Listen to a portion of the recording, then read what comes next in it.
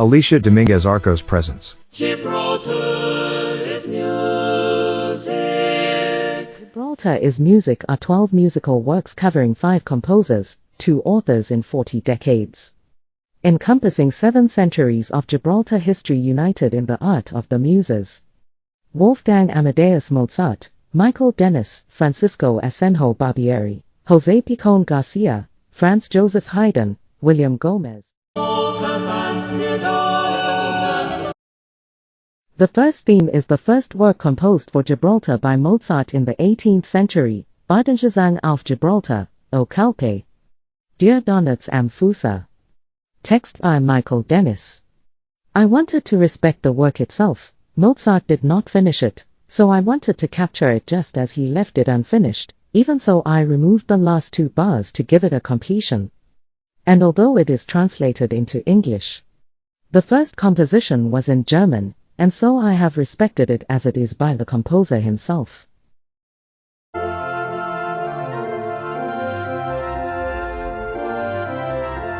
Then we continue with the Zarzuela Gibraltar 1890.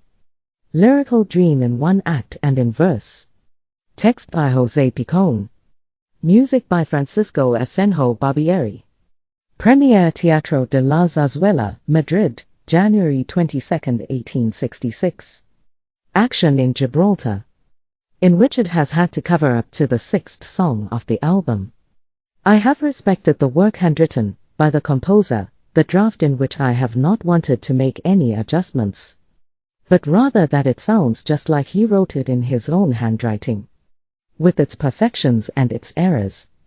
And although it was translated into English, it was composed in the manuscript primarily in Spanish, and thus it has been reflected as it was. Then the next 4 songs correspond to my opera Restaurador. Alfonso de Arcos, Mayor of Tarifa and first Mayor of Gibraltar, in which when I began to compose this opera about the life of Alfonso de Arcos, the moment I started Act 3 I took a break from his story and his career, and I wanted to make a beginning of the beginnings of Gibraltar. Your location, one of the 2 mythical pillars of Hercules and later named as a derivation of the Arabic Jabal Tariq. Before starting with the moment when the first mayor of Gibraltar will arrive in Christian hands, I wanted to give place to the centuries of Muslim control. This covers when Gibraltar was Muslim, then Christian until it became British Gibraltar.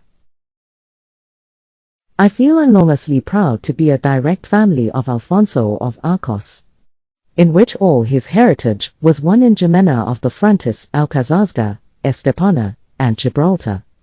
He has served to maintain, first the last years of his life in the Cartuja of Seville, and later 200 years in which the Cartuja of Seville was maintained with 100 needy people who ate every day. More to whoever needed both Gibraltar and Tarifa in those 200 years after his death. I feel enormously proud to be a direct family of Alfonso of Arcos, in which all his heritage was won in Jimena of the Frontis, Alcazazga, Estepona, and Gibraltar. In this part of history the 15th century is directly covered, although the composer is the only one who is today in this era. On Friday, August 20, 1462, Gibraltar passed under Castilian rule that would extend to the English conquest of 1704. The penultimate song, My Mother Bids Me Bind My Hair, Opus, Hobsvia 27, composed in 1794 by Joseph Haydn from 6 English songs. In English. First published from the first series of his written and published in England. This pastoral song achieved great popularity, later becoming a favorite in Jenny Lid's repertoire. Although it was a cappella in soprano, alto, tenor and bass voices, I wanted to incorporate bowed string instruments. In Gibraltar it was sung and is found in an edited book of choral songs from 1934 that I have from my grandfather, including a dedication to an Irish priest of the Catholic Church. Another part of the Gibraltar era. The book I have is about my family's musical union with Gibraltar. My grandfather and my father were in Victor Battery's band, as one of my grandfather's teachers was also a teacher of Muñoz Molitor who had a symphony. And it is because of that relationship that I have a book that was used in Gibraltar, and with this I wanted to cover the period of 1934. I wanted number 12 and the last song to be by a Gibraltar composer who also included a work from the 21st century. I wanted, and it seemed obligatory to me, that a prestigious Gibraltar composer and guitarist musician from the 1950s be present, with a classic and sublime theme par excellence that took up the renowned greeting of the angel Gabriel to Mary, according to the biblical passage from the Gospel of Luke. William Gomez composed this Ave Maria during his last months of life, and he never heard it. He died one day before a Christmas concert in Gibraltar where it was going to be performed. And with this we cover a work from this century in the history of Gibraltar covering this same 21st century.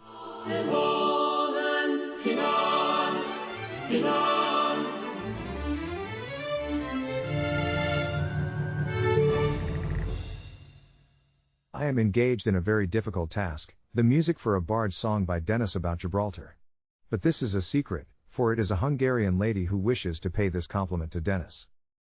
The ode is sublime, beautiful, anything you like, only too exaggerated and bombastic for my fastidious ears. But do what you want. The mean, the genuine in all things is known and valued no longer. To receive approval, one must write something so easy to understand that a coachman can sing it right to you, or so incomprehensible that it pleases precisely because no rational person can understand it. The Great Siege of Gibraltar was an unsuccessful attempt by Spain and France to capture the territory from the British during the American War of Independence.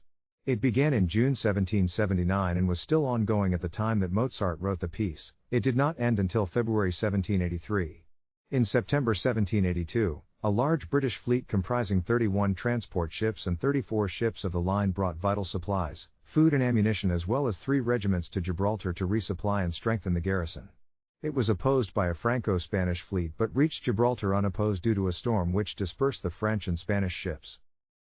The fleet's commander, Admiral Richard Howe, then fought the inconclusive Battle of Cape Spartel before returning to Britain. The success of the relief operation put an end to the besiegers' hopes of overcoming the British defenders, and the following January a peace agreement was reached to end the fighting. When news of the British success reached Vienna, Mozart expressed joy in a letter to Leopold, his father. Leopold asked Mozart whether he had heard about it. My profession being that of poet and bibliographer, the lyrics of this work are mine. Bardengesang auf Gibraltar o Calpe der Donats am Fuße is the title of a fragment for voice and piano composed by Wolfgang Amadeus Mozart in 1782. It was created to celebrate the British Royal Navy's successful relief of the besieged garrison of Gibraltar in October 1782, during the Great Siege of Gibraltar. A British fleet had evaded a joint Franco-Spanish force to deliver supplies and reinforcements to the garrison before returning home safely, an achievement that was widely lauded, and soon forced France and Spain to give up the siege. Mozart's reaction to the British victory was to declare to his father that he considered himself an arch-Englishman. This was an unusually political outburst from someone who was ordinarily very apolitical, perhaps reflecting antipathy towards the French. He was commissioned to set to music a bardic song, Bardengesang, by Michael Denis celebrating the British success, but gave up after only completing 3 stanzas. In a letter to his father sent at the end of December 1782, he complained of the poet's exaggerated and bombastic style.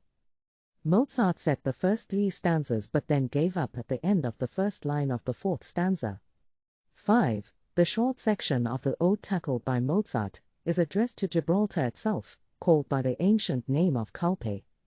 It first sets the scene with the wings of assistance of the British fleet approaching the peninsula. A storm approaches and sweeps over the sea and coast, driving enemy, French and Spanish, ships onto the rocks. The rise of the storm in the first stanza is represented by tremolos and turning figures, with oscillating neighbor notes used to depict the fluttering flags and sails of the British fleet. The second triad utilizes a repeating broken D minor triad, followed by rising and falling scales in the third stanza to represent the breaking waves and the ships being swept onto the rocks. Sisman suggests that Mozart realized that the piece was going nowhere after the initial forced heroics and comments that the composer had fallen into the trap of invoking the stilted and overwrought sublime style, rather than truly invoking the awe and terror of the sublime. It was perhaps this realization that prompted him to abandon the piece as a hopeless effort. Alternatively, Sisman suggests, perhaps a little tongue-in-cheek, it might have been the prospect of the threefold hymn onward, at the end of the fourth stanza that finally made Mozart throw up his hands. My arrangement I have made for both string instruments and choral voices soprano, mezzo-soprano, alto, tenor, baritone and bass. 58 measures in D major.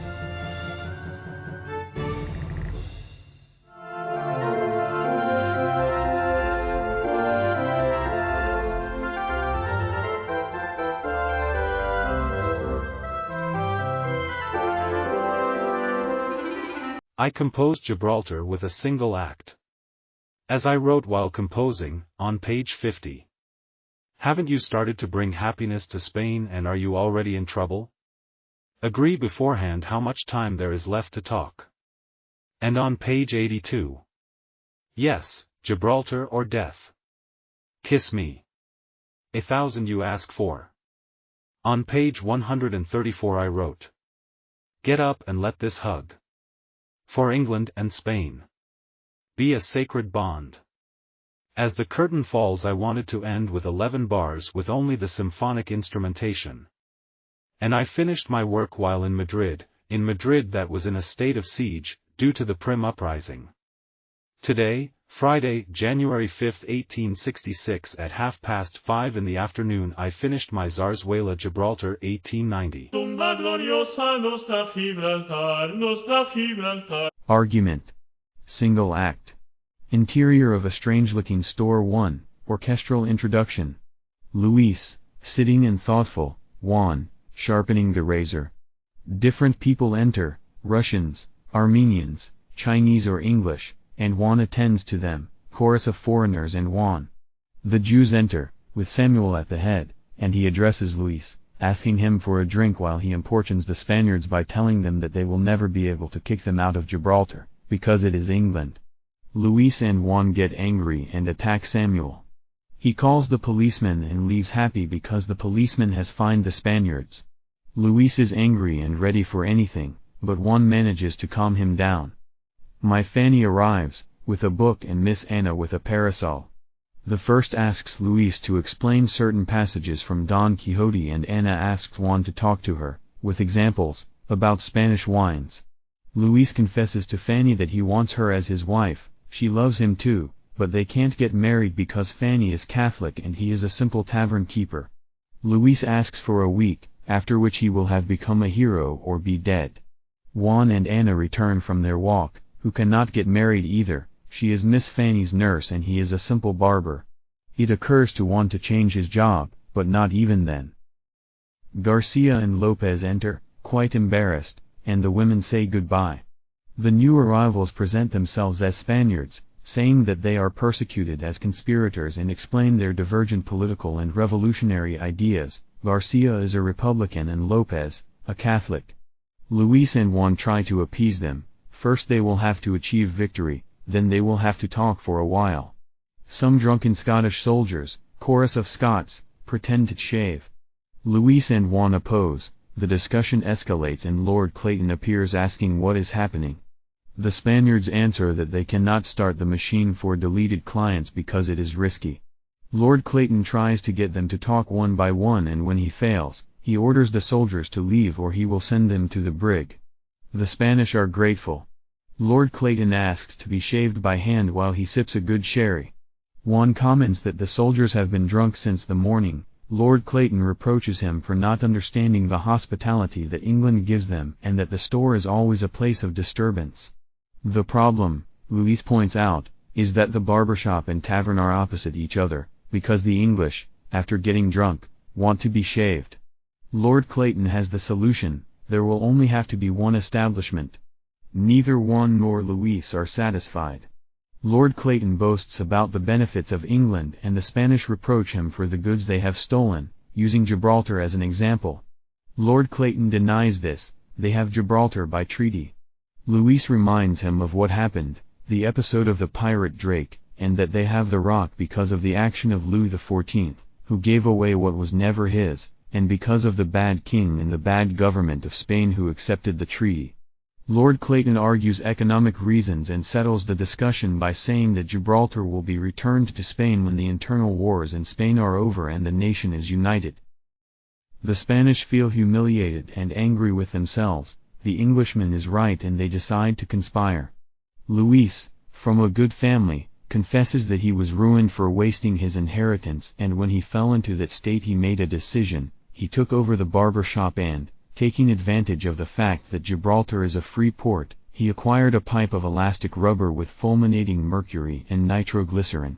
Juan continues with the explanation. The immense still that distills the liquor is, in reality, a foundry that forges drill holes, and the shaver is a drilling machine that makes holes up to 100 meters deep, like a large drill hole. The store in question is his fifth, and they are all linked by metal wires that look like a telegraph, but will end up forming a galvanic battery. Tomorrow they are going to cause an explosion that will turn the rock into ruins, thus the sign of ignominy will be erased from the map. With this action, someone who was a criminal in life will die as a hero. After this declaration, Juan and Luis deliver their wills to García and López and advise them to go to Algeciras. They decide to stay and they all shake hands effusively. Quartet. Fanny and Anna appear with bad news. A military insurrection has broken out and the soldiers ask the governor for the heads of Luis and Juan, because they refuse to shave them or sell them liquor. Lord Clayton, to appease them, has promised them that those accused will leave Gibraltar, and he is heading here with his soldiers. The two women faint but recover as soon as Juan brings a glass of gin to their noses. Anna and Fanny are sweet to Juan and Luis, who advise them to flee because they are in great danger. The women refuse. Luis orders Juan to close the doors and start the mechanism. In the Plazuela del Murtillo, in Gibraltar, drums and bugles are heard preceding the unarmed Scottish soldiers, followed by the people. Scene. Samuel points to the house where the Spanish are entrenched with Fanny and Anna. Luis announces that if they break the door, everyone will die.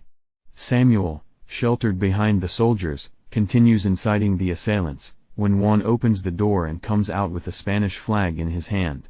Lord Clayton intervenes and gives Juan a short time to leave. In the face of such generosity, Juan offers proof of greatness and explains that he and Luis, apparently two unfortunates, are in reality illustrious and resourceful knights who have come to Gibraltar to expose themselves to certain death, and declare that, having taken over Gibraltar, England by force and not having kept promises to return it, having stolen 4 Spanish ships from America loaded with silver and other reproaches, England has decided to declare war on Great Britain. Lord Clayton asks if they have any magical weapons and Juan answers that only one, a huge pile of volta that will reduce the rock to rubble. But like Spain, it does not forget the help that England gave it against France in the War of Independence. They offer him a day to leave the square and save his life. Lord Clayton asks for proof of what he has heard, and Luis, fulfilling Juan's order, blows up the Hacho castle. 3. A large explosion is heard and the Hacho disappears. Women, children and Jews kneel. Lord Clayton gives the policeman a note in which he asks his government for instructions. Does he hand over the place or does everyone die? The citizens pray to the governor. End scene. Lord Clayton asks that the drill holes be blown up so he will die with honor. The 4 Spaniards and the 2 English ladies believe that it is a useless sacrifice, and the soldiers praise the courage of their general. Lord Clayton orders civilians to evacuate the square. Luis tells him that Fanny loves him and she is going to die with them. His father, remembering the deeds of Guzman the Good, gives Luis his own matches to start the battery. Suddenly the telegraph rings and the policeman picks up the message. From London they tell the governor that, since it is not possible to keep the place, he should hand it over, showing that he is giving it up out of magnanimity, because taking advantage of the fact that it is the anniversary of Cobden's birth, at the proposal of Mr. Bry IV, Parliament has decided that Gibraltar is of no interest and its restitution is advisable in these times. Between cheers to England and Spain, everyone hugs each other. Luis takes the opportunity to ask for Fanny's hand, which Lord Clayton gives him as a symbol of the sacred bond between England and Spain. Tumba gloriosa nos da Gibraltar, nos da Gibraltar. I have loved having Barbieri's 136-page musical manuscript in my hands, not counting the parts with repetitions, in which is the initial draft of it, and I find it fascinating. On page 13 the curtain rises. If it is true that in Zarzuela there is singing and speaking, I wanted to do everything sung, having the fabulous manuscript from 1866. On May 5, 1992, Zarzuela was recovered again. At that time the voices were sung in other keys.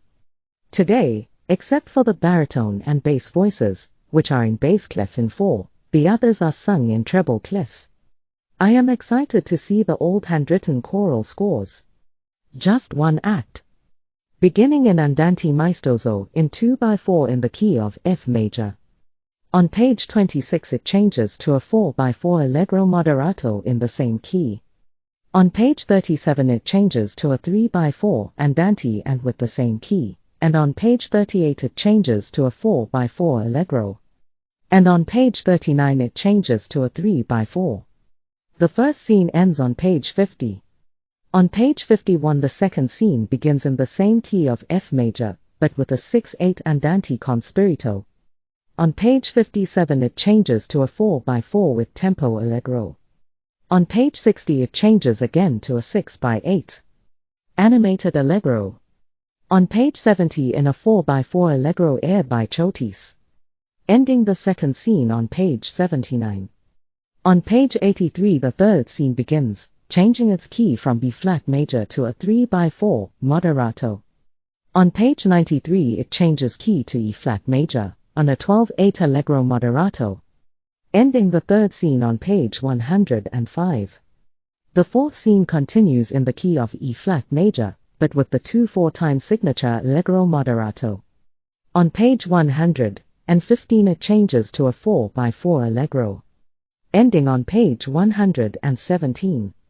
The fifth scene is in the key of D-flat major, in a 4/4 andante, until ending on page 132.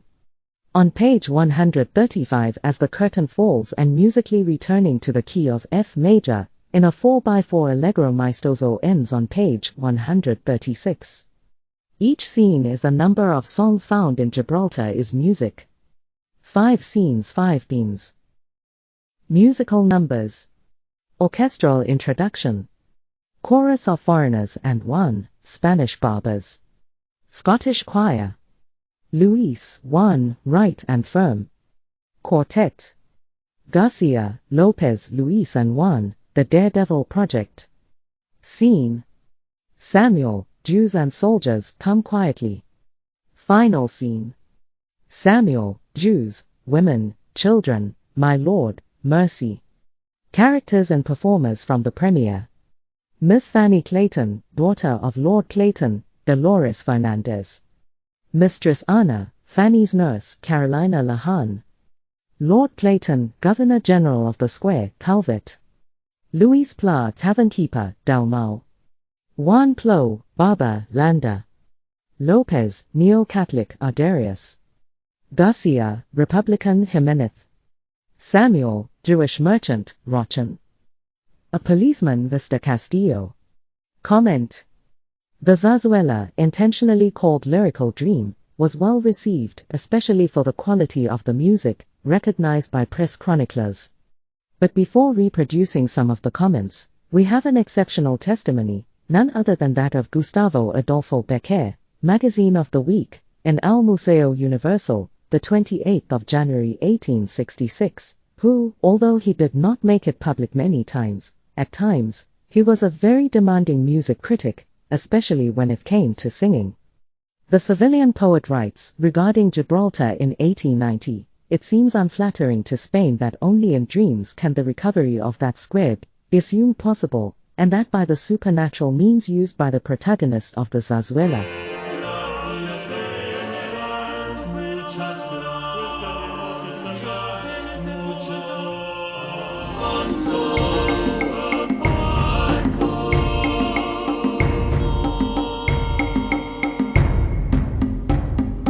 It is an opera of approximately 2 hours, prelude and 4 acts, in which the entire life of the former mayor of Tarifa and first mayor of Gibraltar in this area is told. I proudly highlight that all that Alfonso of Arcos earned when he died was the 200 years of maintenance of the Charter House of Seville, in which 100 needy people ate, and for the needy people of Tarifa and Gibraltar. Here in Gibraltar Is music. I only highlight the important part for this album, which is Act 3, not counting the repetitions of 801 bars, with a duration of approximately 29 minutes and 28 seconds. So the album has been divided into 4 songs without repetitions. Whenever I compose operas, I do them with symphonic orchestration and soprano, mezzo-soprano, contralto, tenor, baritone and bass voices. And depending on the protagonists, their voices and their own prominence in the work increase. It is composed in English and Spanish, but mainly for English, so this language is where the 4 themes are found. In Alfonso of Arcos Alcántar Gibraltar.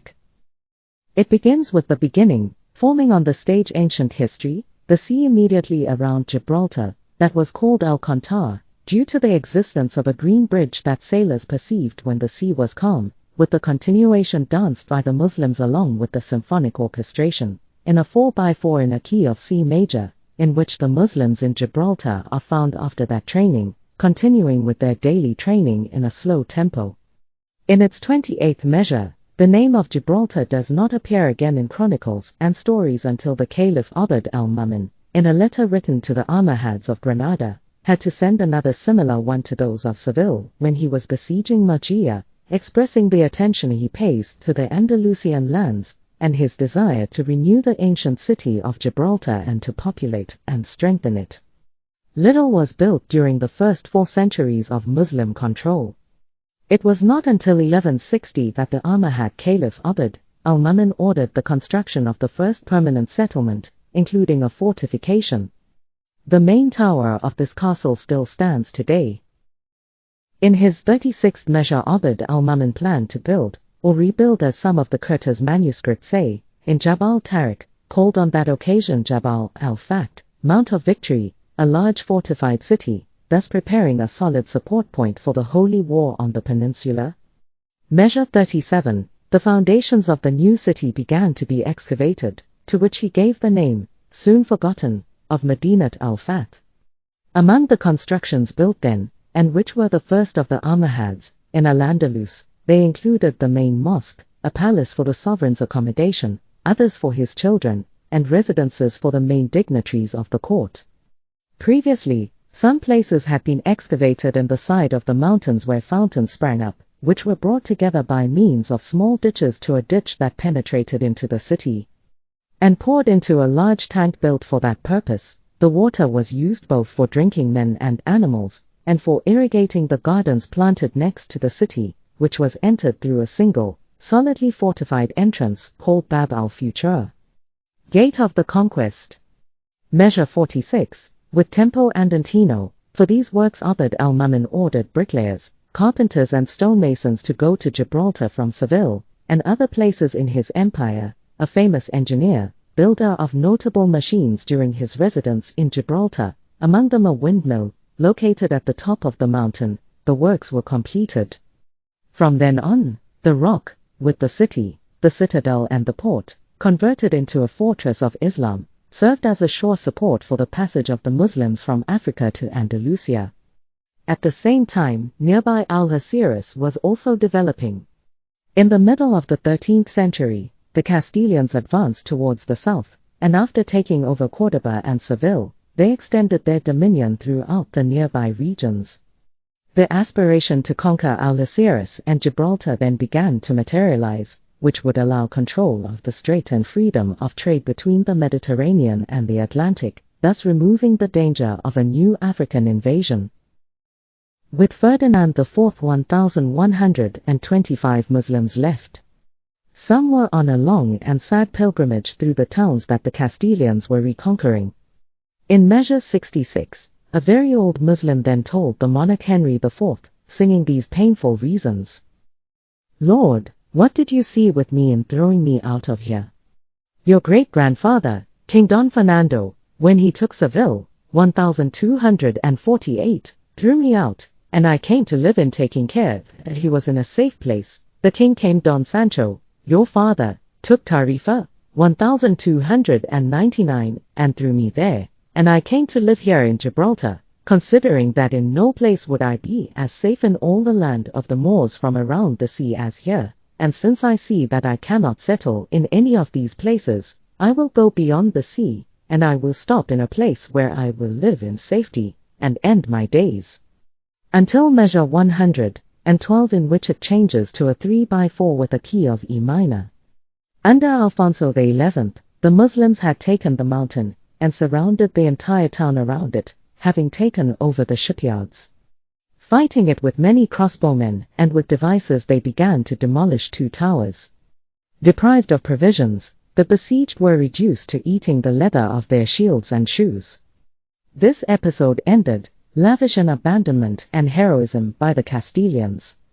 The surrender was on June 17, 1333, the Christians of Gibraltar were free. Seeing that the rebellious nobles were walking through Castile, surrounding their towns, and that Abul Malik, titled King of Algeciras and Ronda, and the King of Granada were entering already reconquered Andalusian lands, at the same time that they were fighting his camp, he agreed to truces for 4 years with both sovereigns. As a trophy of the conquest of Gibraltar, Abul Malik brought to Fez a large bell weighing 10 quintals, which, transformed into a lamp, was hung in the central section, in front of the door called Bab al-Kutubiyin, of the Mosque of Al-Qaro'in. In measure 126 it changes to a 2/4 in which, owner Abul Hassan of Algeciras and Gibraltar, the 2 gates of Andalus, seeing himself very powerful, with great treasures, great income and many ships taken from the King of Castile, of those taken to the one from Granada, and the galleys sent to him by the kings of Tunisia and Bujia, he ordered many provisions and soldiers to enter the peninsula, and sent preachers everywhere, claiming to be protected from Muhammad, with whose protection he wanted to cross over to the sea, and conquer the land that the Christians had, offering them large inheritances and assets taken from them. So many people and food moved, so that in the 134 measure it changes to a 4/4 in which he also sent a large number of troops, and war supplies to Algeciras and Gibraltar, spending large sums to reinforce the defenses of this last fortress of Islam, in which he built new walls and towers. He also built homes, warehouses and a major mosque. With the conquest of Algeciras March 25, 1344, after a prolonged and painful siege of 20 months, the defeat of Abul Hassan in Kairouan and the proclamation of his son Abu Inan, favored the wishes of the Castilian king, detached from the commitment of the truces agreed with the former, since the governor of Gibraltar. Furthermore, the civil struggle that followed between the father and son made it difficult to help Gibraltar, which at that time was poorly supplied with weapons and ammunition, and its population increased with the Moors who had left Algeciras. In measure 104 and 1, in July 1349, Alfonso, a frequent metaphor in Muslim literature, about to take it, the glorious days of the victor of Salido ended on Good Friday, March 26, 1350, infected by the plague that arrived in Spain, after devastating Europe and North Africa. The day the Christians left their royal time 144 in a 3/4, with the body of King Don Alfonso, all the Moors of the town of Gibraltar came out of the town, and they sat very quietly, and they did not allow any of them to fight, unless they watched as they left from the Cristianos, the enemy's last tribute to monarch Alfonso XI. Abu Inan removed the Christians to reinforce the defenses of Gibraltar, building a wall that reached the end of the mountain. Until the end measure 158. Although it does not enter its true key of D major until its 8th measure, beginning in a 4/4 allegro, and it begins after half a century, that must have been of relative calm for Gibraltar, meanwhile 6 years after Jimena. In 1462, Gibraltar was restored, and historiographical treatment of it was made.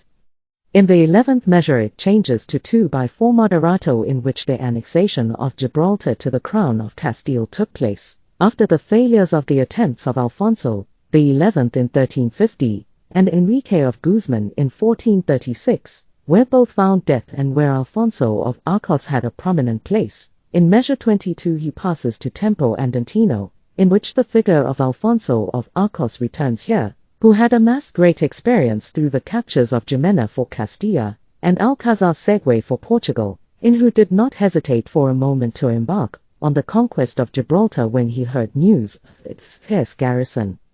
The whole story musically takes shape until it reaches the 181st measure, in which it changes its key from C major, 4/4 with tempo largo, moment in which Ali the Curo, a Gibraltarian twister, arrived in Tarifa to speak, taking advantage of the opportunity to inform Mayor Alonso of Arcos of the situation of the abandoned square. Confidence was not enough for Alonso of Arcos, and he approached the rock where he could verify the veracity of the situation from other captive Moors before its doors. There, Curo left Gibraltar in August 1462 and went to Tarifa, where he converted to Christianity, baptized Diego of the Curo.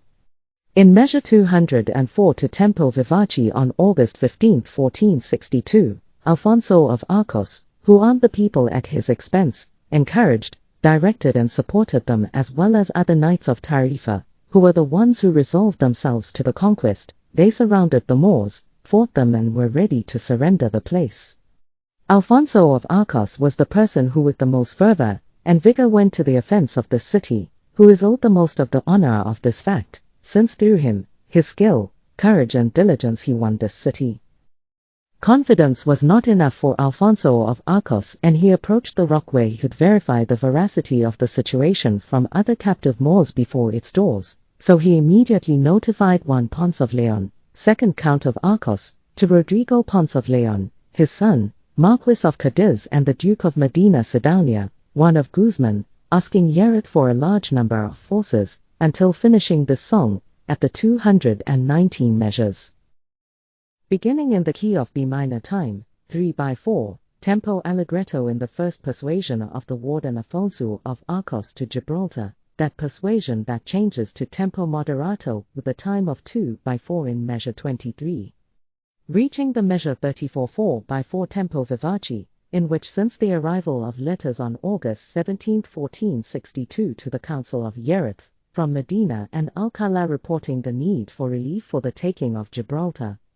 In measure 49, 4/4, at andante tempo, before seeing the veracity of the situation, so he immediately notified Juan Ponce of Leon, second Count of Arcos, and Rodrigo Ponce of Leon, his son Marquis of Cadiz. And to the Duke of Medina Sidonia, one of Guzman, asking Yerith for a large number of forces. In measure 54, a large number of forces were requested from Yerith. And in a beat 58 faster, the first to arrive appeared Arcos from the border, Medina Sidonia, Veques from the border, Alcalá and Castella from the border in measure 62, changing its key to D Mayo with tempo moderato, the Marquis of Cadiz with his people, and the corregidor of Yerith, master of the king, Gonzalo Davila, quickly came to the requested aid, with the banner of our city, to the in front of a troop composed of 400 horse and 1,600 foot, between crossbowmen and lancers. These forces were joined by others from nearby points, and by the Portuguese from Ceuta. The Count of Arcos could not attend due to his precarious state of health. Already in front of the city, they began to fight so vigorously that its inhabitants, finding themselves suddenly besieged and with their leaders absent, they decided to surrender the plaza. In measure 72 it changes its key to A minor with tempo vivace in a 4/4 with the arrival of the people of Yerith, on the night of the 18th to the camp with 400 horses and many laborers, Gonzalo de Avila, that the township of that city had. 8,000 maravedis in euros, 800 euros and 713.79 pounds. In measure 183 with the words of Alfonso de Arcos. Alfonso of Arcos, Gibraltar city to royal domain of the entry, and taking of the noble city of Gibraltar, that I gained through the divine grace of God our Redeemer, and by the Virgin Lady, Saint Mary his mother, as I have this authentic privilege rolled and sealed. In measure 205, in the key of F major, In addition to the power, he also writes a letter in Tarifa on the same date addressed to the prior and monks of the monastery, emphasizing the intercession of the Virgin in the taking of Gibraltar, giving an account of the sending of the privilege, which in return, for such good service to me, were perpetually given forever and ever as a donation to the monastery, and asking the monks to keep his soul, and that of his deceased parents, present in their prayers, until the end of the work in measure 215. It begins with the key of D May, 4x4 tempo andante. In this document there is an account of a alabala of Enrique IV dated October 15, 1462, granting Alfonso of Arcos an oath of inheritance forever and ever of 8,000 maravedis from the state, and placed on the revenues of Seville, and its archbishopric, Jerez, and its district, or any city or town of its kingdoms, because you began and gave shape and manner to how the city of Gibraltar was in the power of the Moorish enemies of our holy Catholic faith was gained, and of the work in assembling and supplying certain whips by sea, and of the work of the people on horseback and on foot that he took by land, for the siege and combat of the said city. In measure 39 the Duke of Medina Sidonia politely forced the Count of Viana to take care of those people, and taking them with him to Alcazar, he gave them safe passage to Tangier, in measure 47 to favor the repopulation of the Gibraltarian territory, whose municipal area covered only the fields existing from the Guadarranque River to the mouth of the Guadiaro, including the rock itself. King Henry IV, being in the town of Agreda on December 15, 1462, handed over, by means of a privilege, the abandoned areas of Algeciras, destroyed by Sultan Muhammad V of Granada, around the year 1379, to the Council of Gibraltar, so that the neighbors, who came to repopulate it, could graze with their livestock and till, and sow the land and plant vineyards and have orchards. With the addition of the extensive terms that had belonged to Algeciras, the term of Gibraltar covered an enormous extension of land, with numerous pastures, forests for hunting and forestry use, fertile meadows to dedicate to farming, meadows for pastures and abundant running water, and seas for fishing. From the year 1462, the term of Gibraltar was one of the largest of the current province of Cadiz, only surpassed by the territory that was under the jurisdiction of Jerez from the border, and by the municipality of Arcos. And of this term, more than 70% corresponded to the lands that a century before had belonged to Christian Algeciras. In measure 55, shortly after, King Henry IV inserted the city in the titles of his crown, and in order to populate it after the departure of the Muslims, he donated the terms of Algeciras, expressly prohibiting the people of Jerez and Tarifenos from making use of she, which caused a long conflict.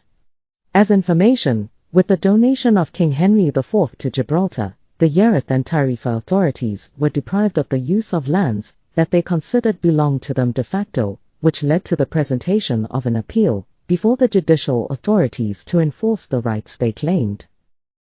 This decision caused a long and bitter dispute between the Council of Tarifa and the Duke of Medina Sidonia since 1467, owner of Gibraltar, and then with the Council of the city, which was not resolved until the judges handed down a final ruling in favor of the Gibraltarians in the year 1514.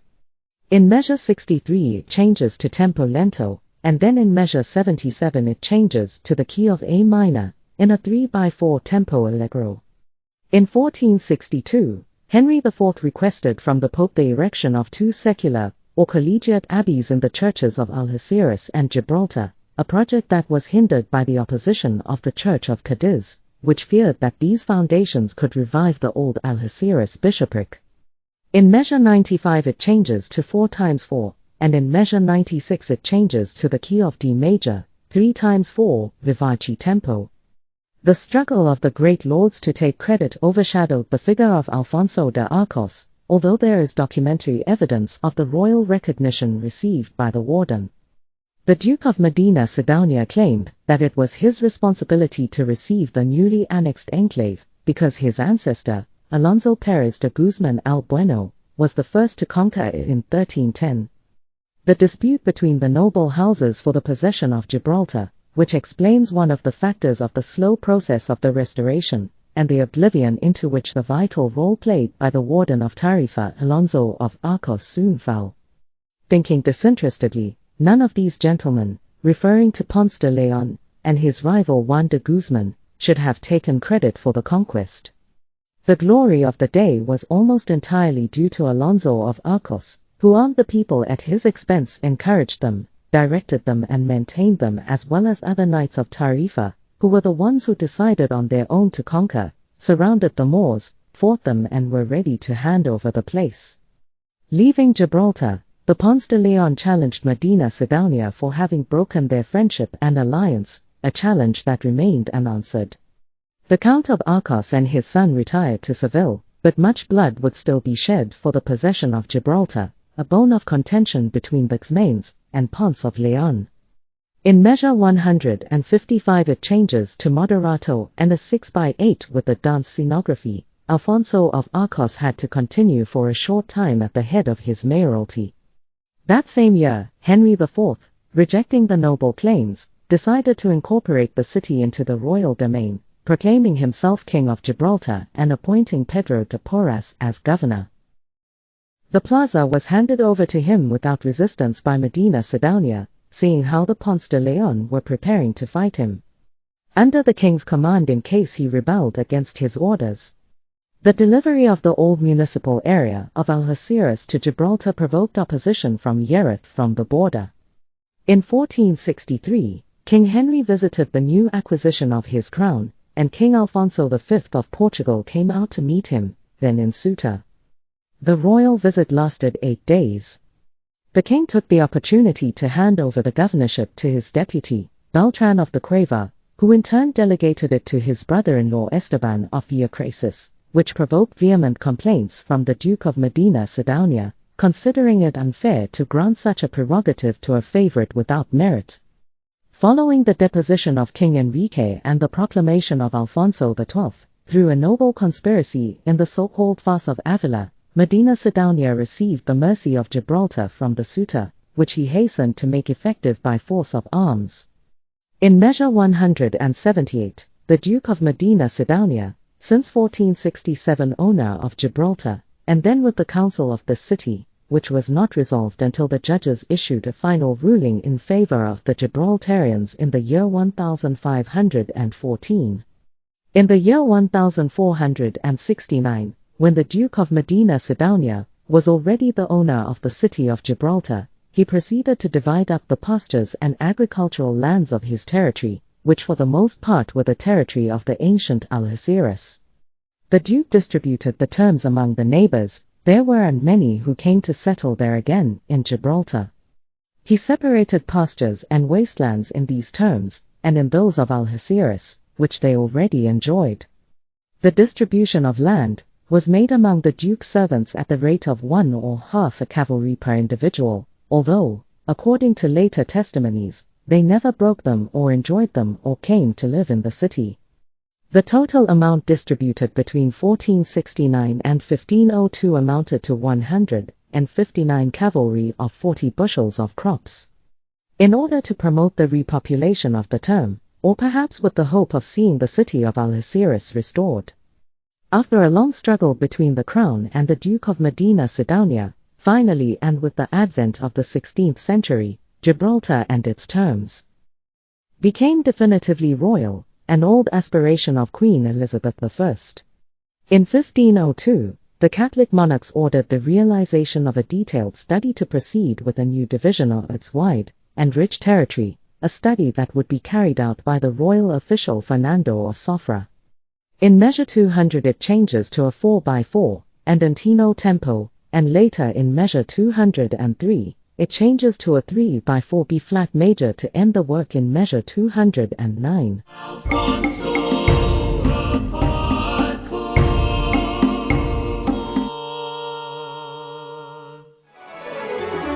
Now the Denis is away.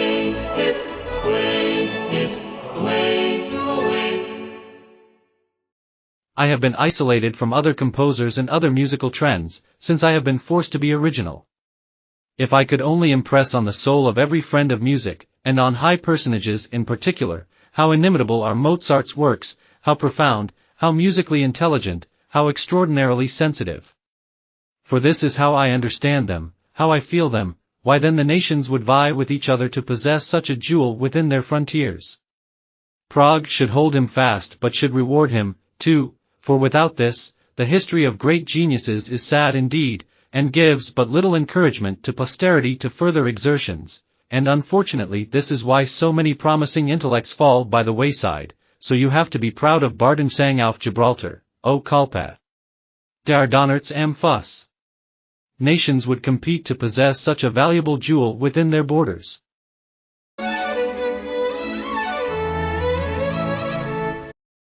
In its original composition. Composer Haydn, Joseph.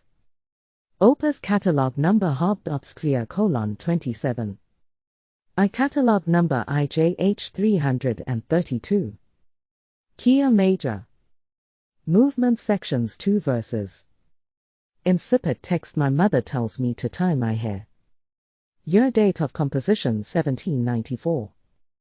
First publication 1794 in original canzonetas, set 1, number 3 librettist probably for Anne Hunter, 1742 to 1821 English language, plus translations dedication Anne Hunter, 1742 to 1821 classical composition period. Classic piece style. Instrumentation voice, piano. Score from the manuscript of primary sources, ca. 1800. DHs Emma 817, number 11 external links archive of Lied, artistic songs, and choral texts. Also set in German, Deutsch.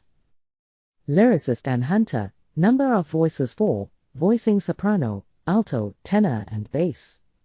Genre secular, partying. A cappella. He is one of the greatest representatives of the classicist period, in addition to being known as the father of the symphony, and the father of the string quartet thanks to his important contributions to both genres. He is one of the greatest representatives of the classicist period, in addition to being known as the father of the symphony, and the father of the string quartet thanks to his important contributions to both genres. The musical structure Haydn also transformed the structure of classical music, transcending genres and styles. Haydn's impact is not limited to a specific musical genre, but extends across the entire Western musical spectrum. His focus on musical structure, unexpected modulations, and intricate thematic developments not only influenced classical composers, but also laid the foundation for the evolution of music in general. Haydn's music became a model for creativity and innovation. From jazz to contemporary music, Haydn's imprint is found in the very essence of musical composition. His ability to combine structured form with emotional expression has inspired musicians to explore new possibilities. At the end of this period, in 1759, Haydn received an important job offer, that of Count Maurzon's chapelmaster, that is, musical director. Al final de este periodo, en 1759, Haydn recibió una oferta de empleo importante, la de maestro de capilla del conde Maurzon, es decir, director musical. For my part, I have made the arrangement for choral, soprano, mezzo-soprano, alto, tenor, baritone and bass voices. And I didn't want to do it to cappello, so I incorporated both string instruments to accompany the voices. 74 measures, with its key of E minor, measure 6/8, with allegretto tempo. Respecting your main language of composition in English. In the book there is a dedication to Father Murphy, Dom Patrick of Ireland.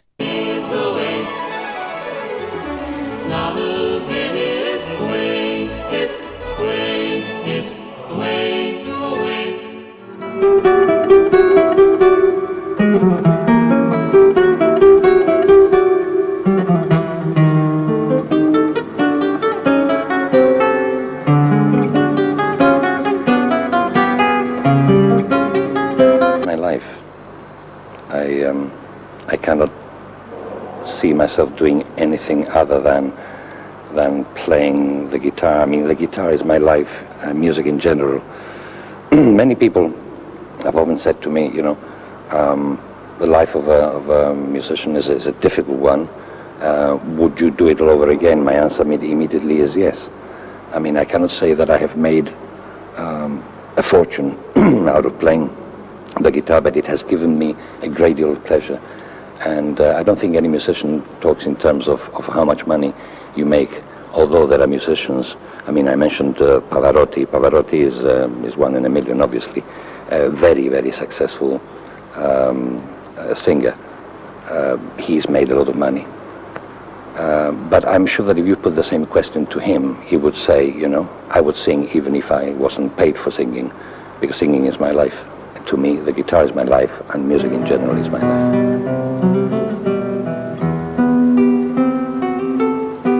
William A. Gomez, MBE of Gibraltar, was born in 1939 and died on December 2, 2000. Prestigious composer and guitarist in the 50s. A man of extraordinary musical ability, as a classical guitarist, he was a student of Narciso Yepes. But also a talented performer on stage where he won several awards for Best Actor and Best Producer at local drama festivals. He was also a guitar teacher, extraordinarily patient with his students. Among his students Charles Ramirez, who gave him his first lessons, his aptitude was such that 2 months later he gave his first live performance on local television Gibraltar Broadcasting Corporation. He composed this Ave Maria during the last months of his life, and never heard it. He died the day before a Christmas concert, in Gibraltar where it was to be performed. Ave Maria as a beautiful piece, a musical legacy can move you to tears and give you goosebumps. The first time I heard it by another talented Gibraltarian, conductor Karel Chichon, sung by Latvian soprano Elena Garancha at the Vienna State Opera. The arrangement that I have made of the masterful Ave Maria in this case is in the key of B-flat major, 12 times 8, adagio tempo, 48 measures, choral voices soprano, mezzo-soprano, contralto, tenor, baritone, and bass. I have incorporated both string instruments, and I have not wanted to leave the instrument par excellence of the maestro, the classical guitars. I have also wanted to incorporate the flute giving another sound to the work, and the piccolo responding to the flute.